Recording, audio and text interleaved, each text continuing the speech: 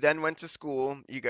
What was the motivation to go into like aerospace and go into like tell us your journey into, you know, work and career stuff in college and then master's stuff. Yeah, so I started out college. I think I had the opportunity to play some maybe lower level college volleyball, like, and get a little bit of help from that. There's not a lot of scholarships for guys in volleyball, but Hmm. I was playing around with that when I was in like later high school, junior, senior year. But I think I was a little worried about college and not being able to focus, because I know a lot of people that have to dedicate a ton of time uh, towards volleyball and sports in general if they're starting out college. So I chose just to go to FAU, the cheap, easy place to go, save money, stay at home.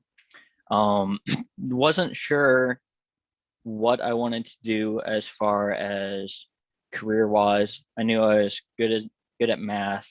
So if you're good at math, you go into engineering, I guess. Uh, and a few of my siblings have gone into engineering as well. So I had that mentorship there. And they all went into ocean engineering, and I went into mechanical engineering for my undergrad. Hmm. And I think I chose mechanical engineering because I knew I wanted to do engineering and I didn't exactly know what I wanted to do.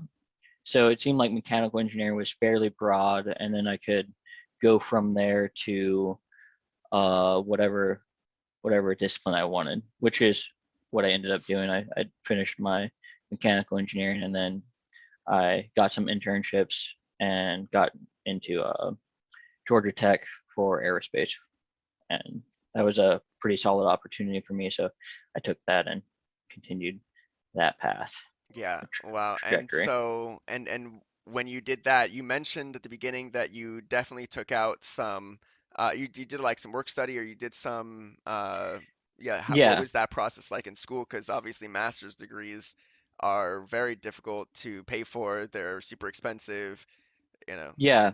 So if you get a graduate research assistantship, which is what I applied for, so I reached out to the professors directly to get into grad school, which is kind of what I would suggest doing if you're looking to go into grad school full time at least and not have to pay a whole lot of money.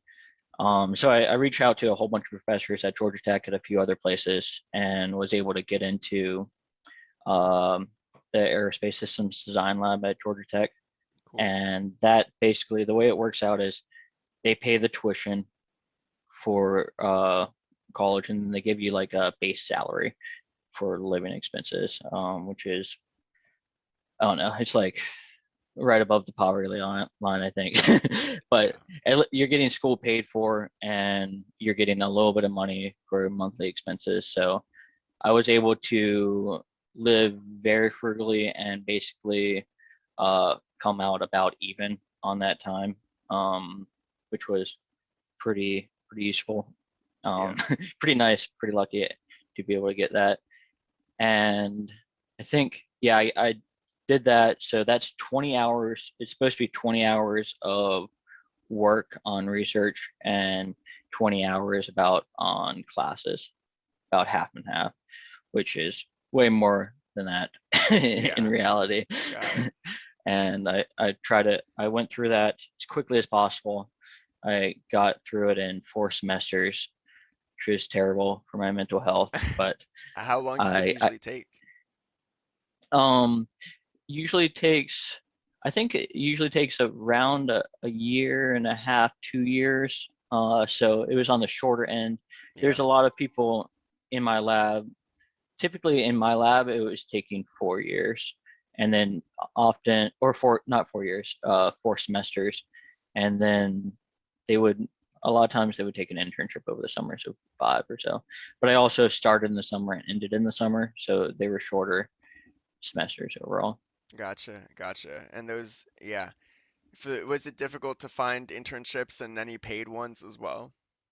Yeah, so I started out I started out interning at FAU back then. So I think sophomore year, yeah, sophomore year I started doing research at on site at FAU during school, and that paid a little bit. I think that was like $12 an hour or something like that.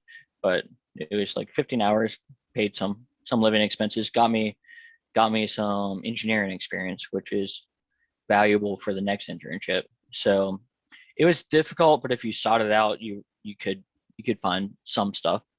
Um, and the earlier you start, the better for sure with that type of stuff in engineering, because everybody's looking for 5 years of experience right after you come out of college. This random job recs like, yeah, like entry level job that requires like you living longer than the actual experience required. Yeah. Yeah, yeah, exactly. Yeah.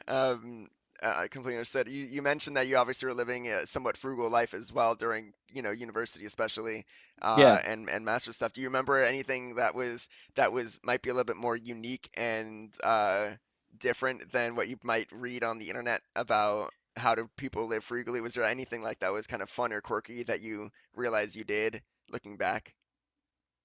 yeah, I definitely never ate out if Hmm. I could avoid it at all. And I think that's where a lot of spending goes. And right now, like looking at my budget when I was creating it for the show, I was like, wow, I'm spending way too much on food right now, and I need to cut that back. Yeah. But I would try to just eat at home as much, like I was living at my parents, eat at home as much as I possibly could. Um, at Georgia Tech, I obviously I was in Atlanta, so I was had my own apartment with roommates, which is a big cost saver. Hmm. And I I just bought like the cheapest stuff. I shopped at Aldi. Do you Yeah. ever shop at Aldi? Yeah. That store's amazing. Yeah, so they expanded into at least the Southeast around the time where I was kind of leaving the Southeast, right? Like when Yeah. I left Gainesville, it was basically like straight to California, and then people Hmm. started really talking about Aldi.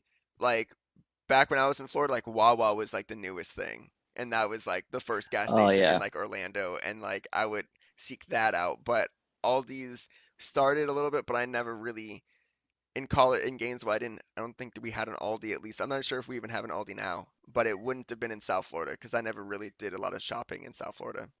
Yeah, yeah. So Aldi's like the cheapest grocery store. It's really good deals, Yeah. and shop there every time. Better So than Publix? that that was way cheaper than Publix. I don't know Wow. if it's better. It's probably not better as far as quality goes, but it's pretty cheap and pretty nice. I don't live next to one right now, so if I would, I would definitely still be shopping there. Yeah, but do they have subs? They do not have subs. Ah, all right. At least, You yeah. you got to go to Aldi for your meals and everything to cook, and then Publix to the Gotcha. subs. But Nice, then again, nice. it's like $10 for a solid sub at Publix, so try Yeah, to avoid that. I yeah. remember in in I think undergrad, because I was skimping by at like zero money in my checking account, and Nice, nice. me and my buddies would pull all-nighters like fairly often, because we were trying to get good grades and also procrastinating too much, probably because we hung out a little bit too much during the day, and then especially when I was coaching. So if I was coaching, I would do school like 8 to 3, and then I would have coaching practice at three to five, and then drive back to school and study then. So I remember my checking account.